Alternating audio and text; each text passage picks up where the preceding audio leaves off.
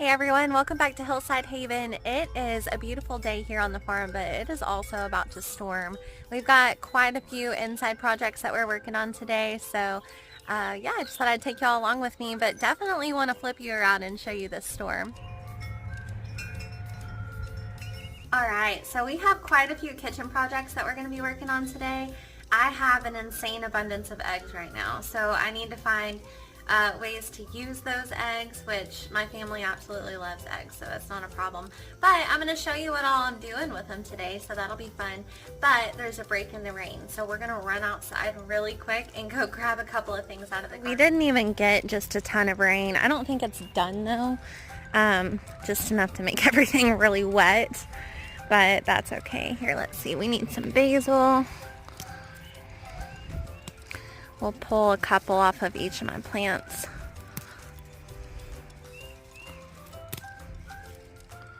Yeah, and then some more right here. We don't have just a ton of stuff like producing in the garden yet, so I'm trying to make sure that I'm taking the time to come out here and prune what I need to prune. And harvest what can be harvested and make sure that I'm incorporating that into our food, which who doesn't love fresh herbs? Let's see what else. I know I need oregano. Ooh, thyme. That'd be good. Let's do some thyme too. I accidentally got some roots with that. Whoops. Okay. And just some oregano too.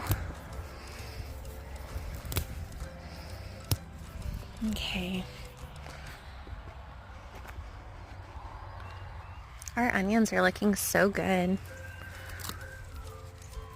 I'll grab a couple of greens. This doesn't hurt the plant. Even though like I'm not ready to harvest the onions just yet, I can go ahead and use some of these greens off of the onions. Okay, so we've got a pretty decent smattering of herbs. Now we'll take them back inside and start cooking.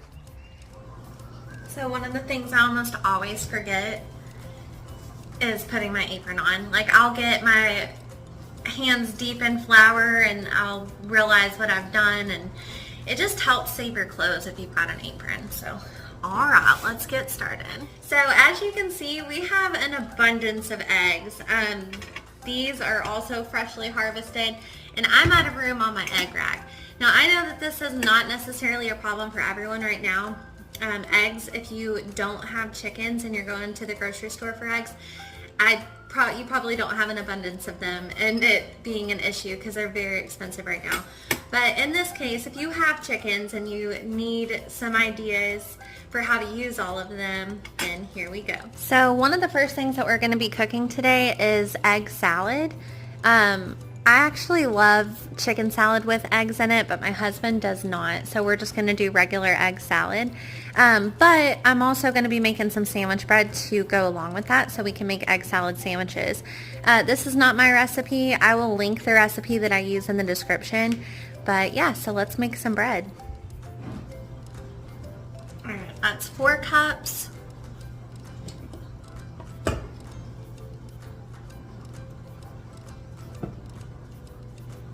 We need to start with 6.5.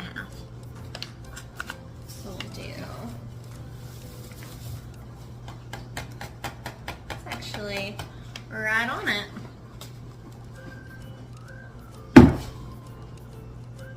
Yeah, perfect.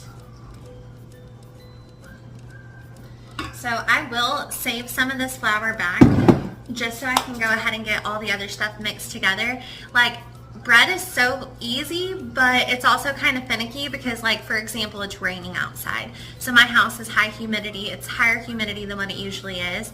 So I'm going to hold some of this flour back just so I don't end up having to mess with it too much. I can always add it, but taking it away, it's not that big of a deal if you put too much in. But still, let's just avoid that. Okay. Now we need 2.5 teaspoons of salt. Honestly, I like a little bit more salt than other people, and we use a salt that's just not quite as salty as like just table salt that you would buy at Walmart. So that's 2.5. So I just kind of make them heaping. Alright, we've got our salt. Now we'll do 1/4 cup sugar. 1/4 cup. Go ahead and put that in there. Then it calls for 2 3/4 warm water and 1/4 cup of wool. So we'll do that next. Okay, now we're going to go in with 1.5 tablespoons of yeast.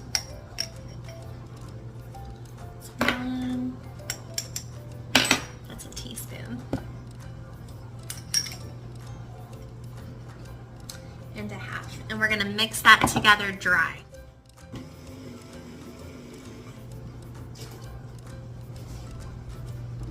My big measuring thing is currently being taken up with the rest of this flour, so I'm just having to use these cups. So 2 3/4 cups of water. And then we'll start mixing that together, and we'll add this flour in as it mixes. Okay, so you can see that the dough is nice and sticky. We'll go ahead and add this flour into it, a little bit at a time, so it doesn't do that. Okay, and once you get your dough out of the mixer, I just cut it in half, or like roughly half, and then you start shaping it into like a little ball like this. So then you just put some oil in your proofing containers. In this case, I only have 1 loaf pan. I guess I threw my other one away because it was starting to get bad. I don't know, I need to get some more. But I'm just going to use a bowl and this pan and let it rise. I really like to clean as I go, otherwise like this space can get pretty overwhelming. So I'm going to clean this up really quick, and then we're going to start some egg salad. We're going to start just by adding some eggs to a pot, and then we will add water and get them boiling on the stove, and then we will go from there. Now we've got these on the stove. We're going to put this on like a medium-high heat and get the water boiling. Next, we're going to start on our pie crust for our cake. This isn't the most aesthetic way to do things, but I like to reuse containers when I can because I really like to save time on dishes. So that's about a cup, a little bit more. I have 1 cup of flour. We're just going to pour that right into the pie pan. Next, we're going to melt our butter in the exact same dish we just used. That way we're saving dishes. So we're going to put a whole stick of butter, which is 1/2 cup, into this and get it kind of melted, but not all the way. Then we're going to pour this butter just straight into the pie pan. This is not the way that most people do this, but I really truly like to save dishes when I can, and so this is the way that I've always done it, and it works. So now we need 1 teaspoon of salt.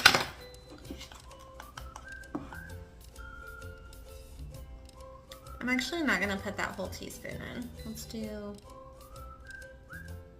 We'll do about that. So let's say like 3/4 teaspoons of salt, because this is salted butter. And then we're just going to dig our hands into this and start kneading it and pushing it where it needs to go. Mix it all together first, and then we'll start forming our pan.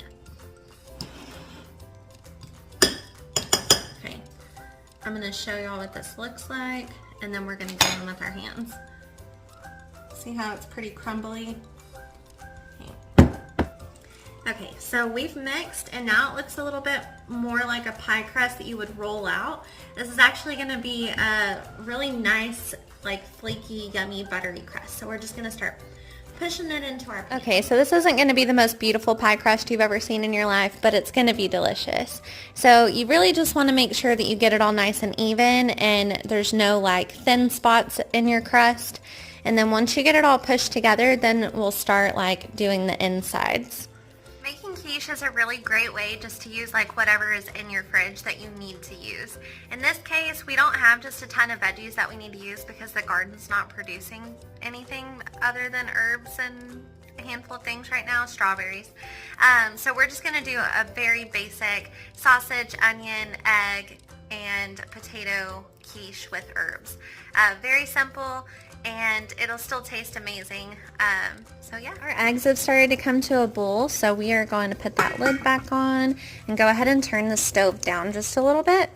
I don't like to turn it off all the way. I really just like to put it on like low to medium. Now we're going to go ahead and start working on the inside of the quiche, but the beautiful thing about doing multiple meals that kind of involve the same components is you actually end up saving a lot of steps. So I'm going to dice up 2 onions.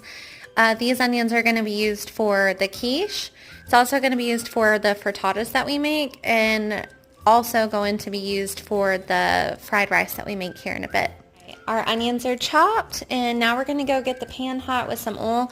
But I did want to make a note, if you have these little bits and pieces of your onions, save those and you can make a really yummy broth with them. I save all of my onion tops and bottoms. I save the tops of carrots and celery and just different bones and whatnot. You can make a variety of different broths. You can make vegetable, chicken, I mean really anything.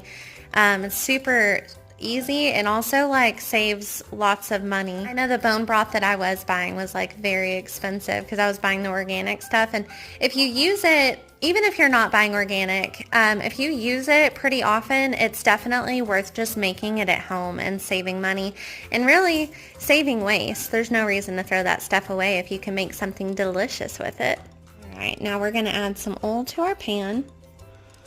And we're actually going to caramelize these onions. So we're going to get the pan nice and warm before we add our onions into it. And really, caramelizing onions is super easy. You just kind of cook them low and slow for longer than what you would just like regularly sauteing them.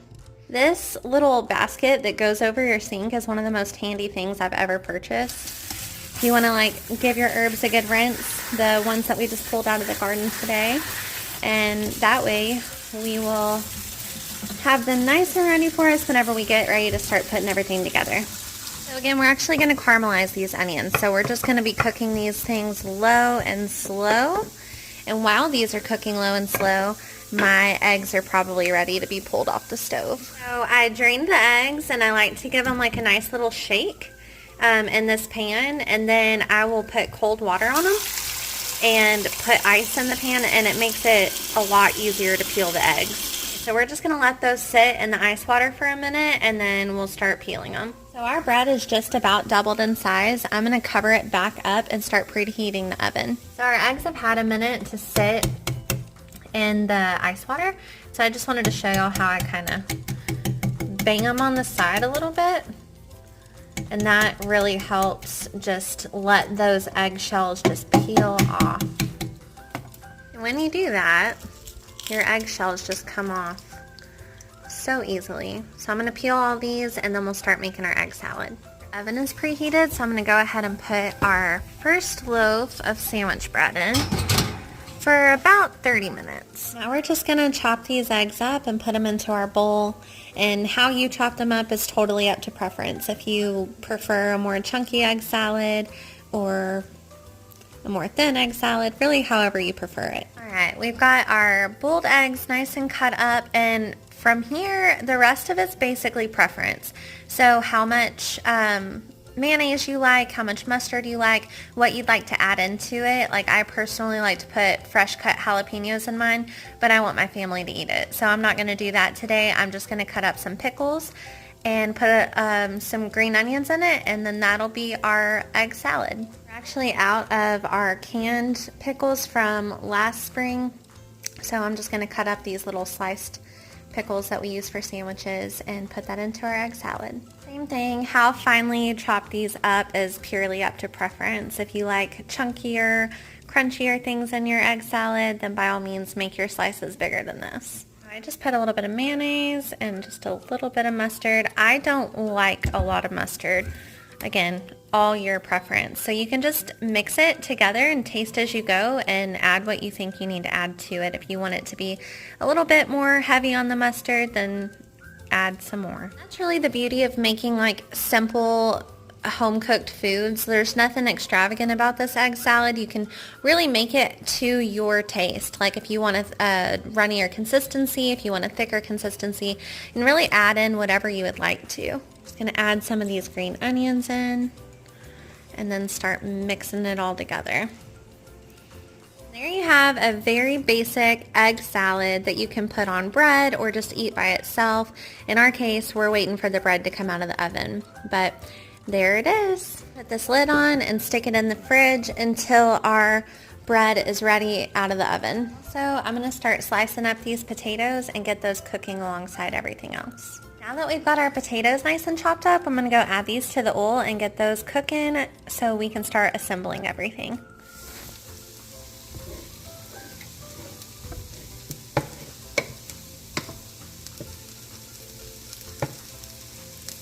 Looks like our bread is ready to come out of the oven. Oh, look how beautiful that is, and it smells amazing. The bread is looking amazing, so now we're just gonna add a little bit of butter to the top and go ahead and put that on the cooling rack so it can cool down a little faster. First loaf has been transferred over to the cooling rack. Now we're gonna go ahead and put our second loaf in the oven. Onions are nice and caramelized. I'm gonna go ahead and put these in on a separate plate and then start cooking our sausage.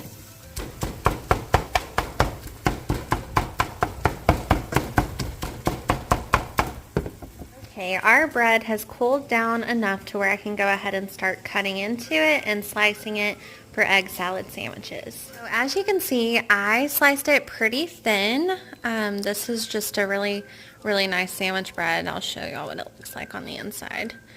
It's very easy to slice thin. A lot of bread recipes will be like just too much. So I went ahead and sliced all this up so my family doesn't have to slice it as they go. And then the bread that's in the oven right now, I'll go ahead and leave whole. So I just toasted this bread up a little bit, and now we're gonna add our egg salad to it to make our sandwich.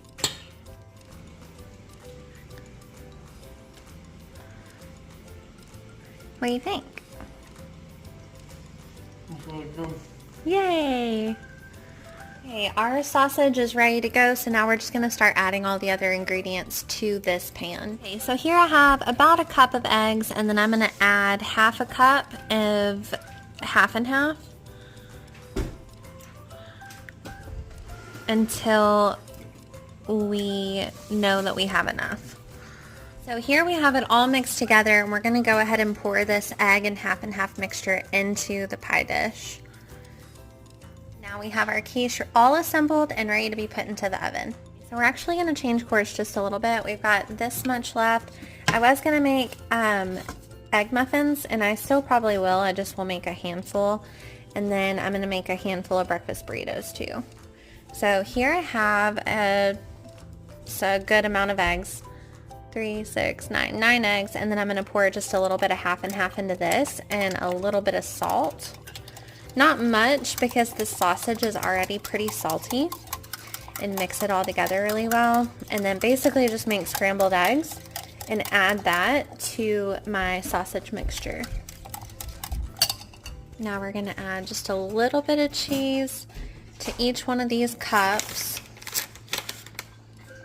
And then we're going to stick these in the oven. A note to make about these silicone things, you definitely want to put them on something. In the same pan that we've been using this whole time, I'm just going to pour the scrambled egg mixture in here and just start scrambling some eggs to put into our breakfast burritos. Alright, our quiche is ready to be pulled out of the oven. This isn't going to make just a ton of breakfast burritos, but I'll probably make like 4 or 5, which is perfectly fine. We'll just add a little bit of cheese to it, and then we'll start assembling our burritos. Literally just going to start scooping this stuff in. I really like to put cheese on top of the entire mixture, just so I'm not hand sprinkling cheese on every single burrito. I wasn't actually planning on making burritos today, but we had extra, so we might as well just go ahead and make some burritos too. Okay, so these egg muffins are looking good. I think they're ready. We'll do the toothpick test. And yeah, looks good to me. So we'll go ahead and pull these out and finish up with our next thing. It's just like the muffins, except it's got a crust. Yeah. And the burritos. And Another thing that I should note is that everything that we cooked today has been cooked on 350 degrees. That's the bread, the frittatas, the quiche, and what else is going in the oven? Yeah, I think that's it. Alright, y'all, and the last thing that we're doing for this cooking day is pork fried rice, and it's going to be absolutely delicious, and it's very simple. Honestly, I change it up every time I do it, but the principles remain the same. Basically, fried rice and whatever meat you would like to do with it. So we will flip the camera around and I'll show you what I'm doing. I totally know that I said earlier that I was going to cut up enough onions to get us through all of the meals that we were cooking today. I love onions way too much. I really like onions in my food, and I got to everything else and I was like, okay, I'm going to have to make, I'm going to have to slice up another onion for dinner tonight. That's totally fine. Okay, so first I just diced up this onion. I'm going to pour it into a hot pan with some oil in it. But I'm going to be adding this into my stir fry mixture today. And this is just Deluxe Stir Fry, Walmart brand. Is it organic? No. Is it healthier than McDonald's? Yes. So it'll be okay. I'm going to saute these onions really well. I'm also in a separate pan going to put my rice in and saute that as well, and then we will go from there. We have our handy dandy rice pour. This is basmati rice. I think that's how you pronounce it. Basmati, I don't know. Correct me if I'm wrong. But I'm going to pour 2 cups of rice into a hot oiled pan. I always say oil, and I try really hard not to, because I don't know, everyone says it differently. It's very southern, I think, probably to say oil. So I try to pronounce it oil. A hot oiled pan I'm going to pour this into. So here's 1 cup. I'm going to pour 2. And then I'm going to get that nice and sauteed. Like, it's going to smell like popcorn. You're going to fry it up just a little bit. Not to where it's like cooked, but just where it's kind of brown. And I'll show you here in a sec. And then we start actually pouring our water or broth. In this case, I don't have just a ton of broth. So mostly water, and then we'll start actually cooking our rice. So I got these onions sauteing. The next thing that we're going to do is start cutting up our pork. So these are actually bone-in pork chops. I'm actually going to cut the bone off and save them for bone broth. Okay, so a good rule of thumb whenever you're cutting into boned meat and you're trying to make it not have bones, you really want to not cut anything that's hard to cut. If it's hard to cut, it's going to be hard to chew. So the ideal way is just like let your knife do the talking, and you just kind of like go through your meat around the bone. If it's hard to cut, adapt and adjust, right? If it's hard to cut, it's going to be hard to chew. And so that might leave you with a little bit less meat. And truthfully, if you wanted to go back in here and go through and grab some of this meat off, you totally could.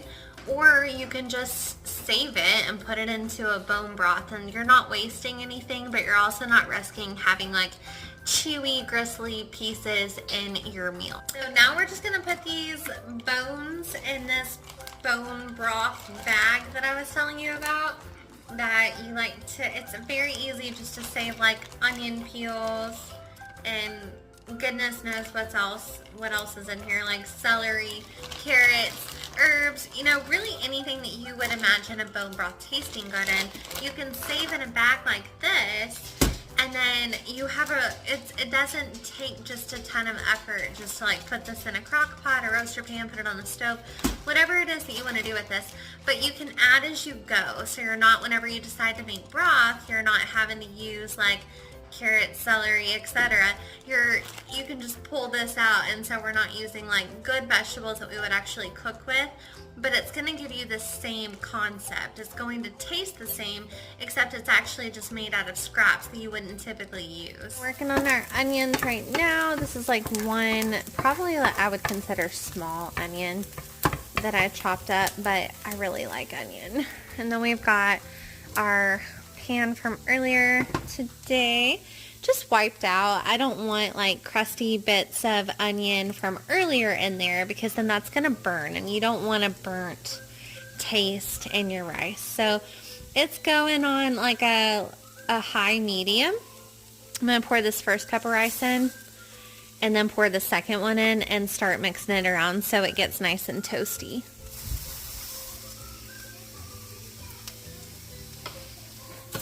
Now we're just going to mix this around and let it get crispy in that oil. I don't know. Both of them sound weird to me, to be honest. Oil, however you say it. Gonna let it get crispy. Okay, it is starting to smell like popcorn. That's a good sign. That just means all of our stuff's getting nice and crispy. Here, I'll kind of zoom you in a little bit. See if you can see. We really want our grains to have some crisp to them before we start pouring our liquids in. Okay, that's the last of our pork chops that we've cut up. Now we're just going to put them all into this bowl right here and let them marinate. Alright, so now we're just going to go ahead and marinate our meat. So really for this, you can do anything that you would like. If you want like a cool sauce, there's Pinterest has like a crazy amount of different things you can do with these kinds of things. I'm going to marinate with just a little bit of brown sugar, a little bit of balsamic vinegar, a little bit of Worcestershire sauce. That's what I always call it, Worcestershire, but that's crazy. Everyone says it differently. Some people say Worcester, and who knows. However you pronounce this, I put it in my pork fried rice. So I'm personally not just a huge fan of anything vinegar based. I do not like the taste of vinegar at all, honestly, but just a little bit of this stuff gives it a nice taste. Like you can't actually taste the vinegar once it's cooked down, as long as you don't use too much of it. So you saw I just poured like just a touch in there. Now I'm going to go pretty heavy on the Worcestershire, whatever you'd like to call it, sauce, and I'm going to marinate this meat with it. And this is going to give it like a really nice flavor. I'm just going to mix all this together pretty well, combine it, and then stick it in the fridge and let it sit for a few minutes. Okay, so my pan is nice and hot, so I'm going to go ahead and start pouring this in.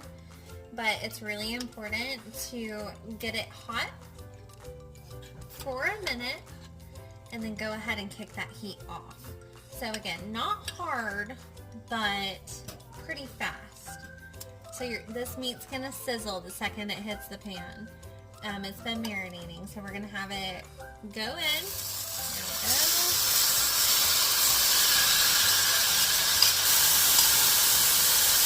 And we're going to mix it around.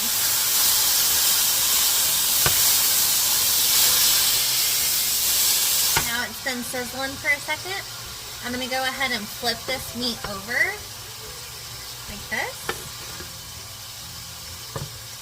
You're not going to get it perfect. You just get it the best you can, because the idea behind this is you want crispy pieces, but also not overcooked. So we just sizzled it for just a minute. Again, these pieces are very, very small. Let me see if I can get one for you. That's two. They're very small, so we don't want them to be overcooked either. So now what I'm going to do, and this is totally preference, is make a cornstarch slurry and add just a little bit of brown sugar to this meat, so it's like more Asian style with a little bit of a sauce to it. And then we're going to finish up our rice. So broth is not something that I usually run out of. In fact, I have to start a batch tomorrow. You saw that gallon, I think it was gallon, Ziploc bag was full of stuff. I have to start broth tomorrow. So in this case, I don't have any broth to use, so we're just going to use water for the rice and a little bit of extra salt.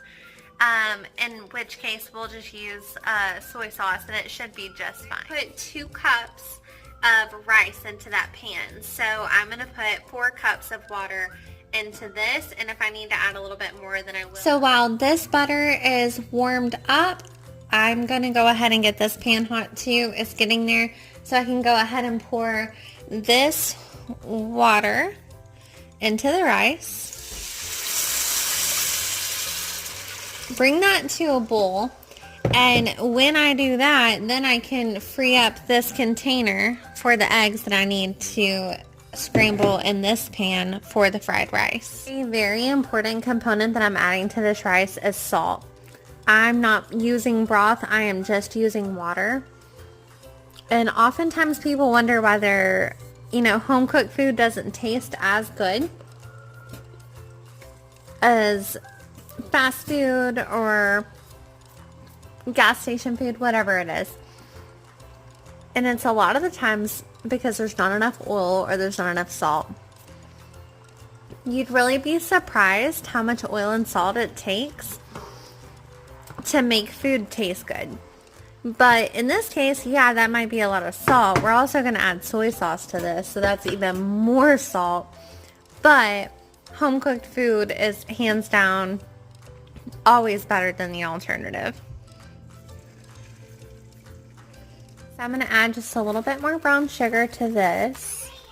Not just a ton, but just a little bit, so it's got some sweet and tangy all together. All this does is basically thicken whatever you're doing. So y'all just saw that I added the brown sugar. Now I'm just going to add this in.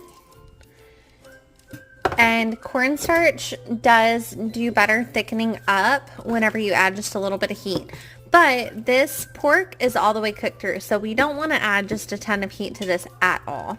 We want to add just enough to get this slurry thickened up, and that is it. Then it'll be ready to put on top of our rice.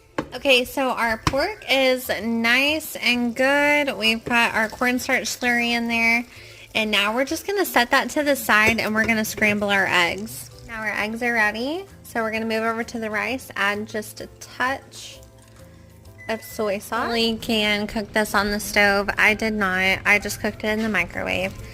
It's just that stir fry mix, and I'll mix it into the rice. So the rice is seasoned very well. Those veggies have like very little seasoning, well, no seasoning actually. So I'm just gonna pour a little bit more soy sauce in there, and then we'll add our meat. Now the meat is added to the rice, and we're just gonna stir well to combine, but not over stir because all that sauce is going through the rice, which is lovely. It'll make like a nice, beautiful top dressing for this rice. So yeah, this is the beautiful abundance of food that we made today. We made sliced sandwich bread. We made another loaf so that we can have it later in the week. We made a handful of burritos, which weren't planned, but I had extra stuff, so why not? A beautiful farmhouse quiche, frittata muffins, which are delicious, and dinner tonight, pork fried rice. Okay, so there you have it. That was a full day. Well, can't say a full day. It's more or less a half a day of cooking. But very few dishes were created in all of these meals, and this is going to feed my family for the week. Not necessarily dinner, but we'll have plenty of breakfast and snacking items throughout the week, and definitely eat some leftovers. So yeah, thank y'all so much for coming along with me and cooking with me today. And remember, positivity starts with you. Bye.